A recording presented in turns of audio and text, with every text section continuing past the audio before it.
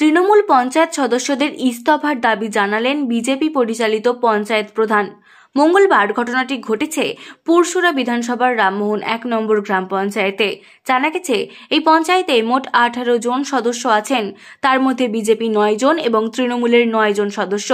BJP panchayat প্রধান পূজা সাঁতরার অভিযোগ, ১ বছর ধরে তৃণমূলের পঞ্চায়েত সদস্যরা পঞ্চায়েতে না আসার কারণে সমস্ত কাজ বন্ধ হয়ে যাচ্ছে, তাই তারা সাধারণ মানুষদের পরিষেবা দিতে পারছেন না। এমনকি তিনি ওই তৃণমূলের সদস্যদের চিঠি করেছিলেন, কিন্তু তার উত্তর আসেনি। সেই কারণে তিনি বিষয়টি বিডিও ও মহকুমা শাসককে লিখিত আকারে জানিয়েছেন।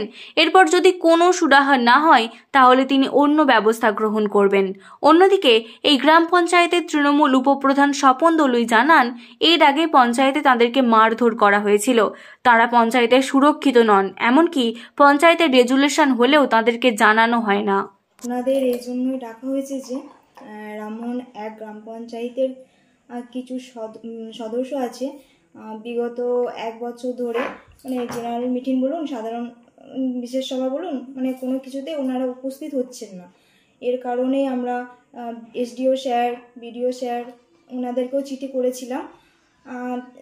তার আগেও অনেক কপি পাঠিয়েছিলাম, সেরকম কিছু মানে আশ্বাস মেলেনি। আর আমরা পঞ্চায়েতের আইন মোতাবেক অনুযায়ী মানে যা প্রসেস আছে সেই প্রসেসেই হাঁটছিলাম। তো এর আগে জেনারেল মিটিংয়ে এই বিষয়টি মানে ওনাদের সদস্য এদের বিষয় নিয়েই মিটিংয়ে আলোচনা হয়েছিল, তো সেটি রেজুলেশনও হয়েছিল। তো আমি ওই সদস্যদেরকে চিঠিও পাঠিয়েছিলাম খারিজ মানে পদের ওই বিষয় নিয়ে সবুজ লেটার পাঠিয়েছিলাম, তার কোনো উত্তর মানে ওরা দেয়নি।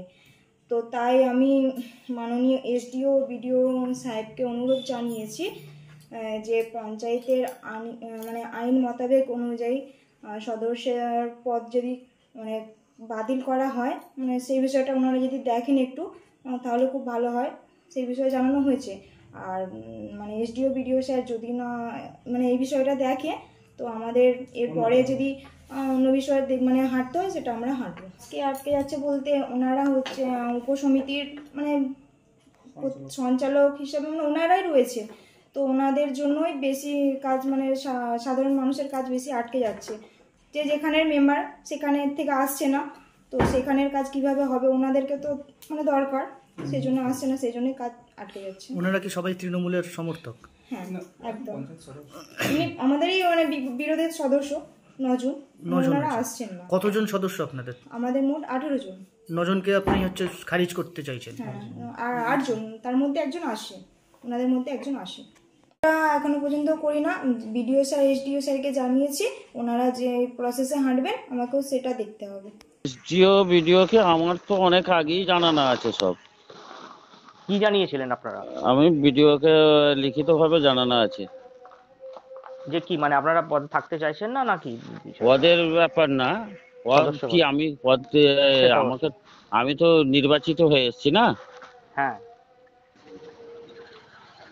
আমাদের যে পঞ্চায়েতের যে সাধারণ সভা যে হয়, সেই সভায় আমাদেরকে চিঠি করা হতো না। প্রথম চিঠি করা হতো না। তারপর আমরা যেগুলো জানতাম যেতাম মিটিংয়ে।